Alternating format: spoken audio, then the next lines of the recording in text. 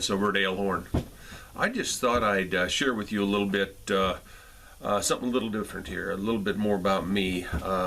I am an engraver, obviously, but I started out more interest in carving, and as far as engraving and carving, more interest in wildlife than anything else. Sure, I like doing text, I like doing different logos, it's enjoyable, but my first love is carving and engraving wildlife, and I just thought I'd share a few that I've done here on horns, so you can kind of see some of the things that might be possible. It's something I usually do toward the end of the day when I've got everybody's orders done and ready to be shipped. But let me just show you a few. I think you'll be interested to see something a little bit different on a horn.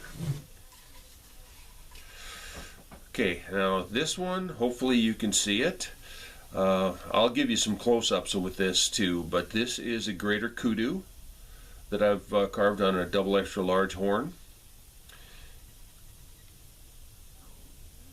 This one I did probably about less than a year ago. It was just something that fascinated me. I've seen pictures of them for so long, and they're very interesting to carve into wood, but I wanted to try doing it onto a mug.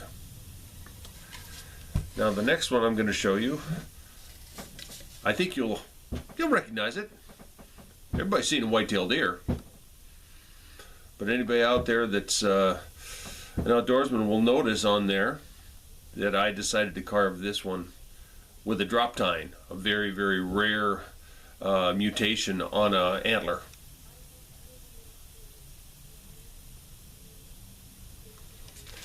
And then one I just actually did yesterday that I wanted to share. This, you can probably see it on a light colored one. It is inlaid in brown.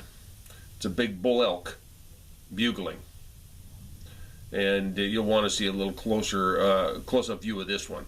But all of these are so fun to do because it really makes you think about what you're carving, and you got to work with shadows, and you've got to try and make it look like it's moving, like it is alive, not just a little stick man or something like that. So that's where my interest lies. That's where I really enjoy getting into it. It takes a long time to do something like this. There's hours involved sometimes, but it sure is rewarding to get it done.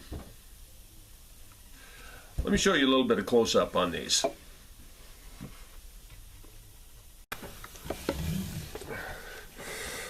First, let's take a little closer look at this whitetail. That's a big whitetail buck. Large set of antlers on that. It's always fun to carve them and try to get some depth in there. As you can see that the one is with the right type of carving, you can show one in front of the other. You can show depth.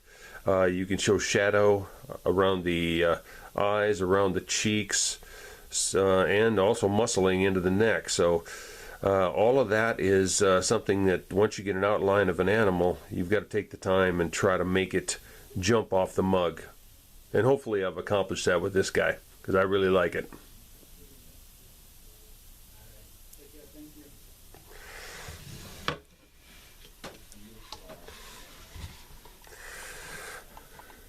The next one I mentioned before, this is a greater kudu found in southern Africa, known as a spiral horn, and you'll notice the big spiral horns like there, they can go up to 60 inches long. They're huge, and this is a large animal, about the same size as bull elk.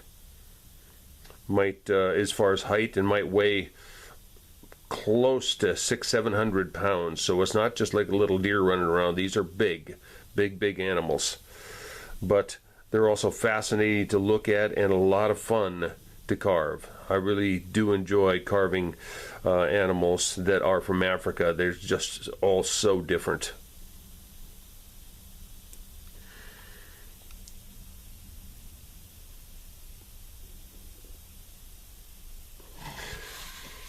And the last one I want to show you is that bull elk. Now I'm here in Tempe, Arizona, and in northern Arizona we have a lot of big elk.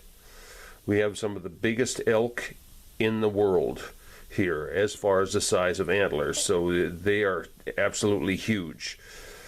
And during the summer, if you're getting a chance to drive up north and go off the highway and drive some of the forest roads, you wouldn't be surprised to see some of these animals actually out in the woods, out the side of the road. Heck, you might even see them crossing the road. This time of year, of course, you're not going to see one like this because they've dropped their antlers.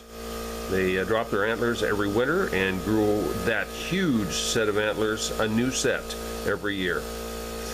But once again, this one, I worked with a lot of shadow, and he's a bugling elk, so this is a picture that was designed to be taken during the rut, which is usually the early part of the fall for elk around here and all through the country.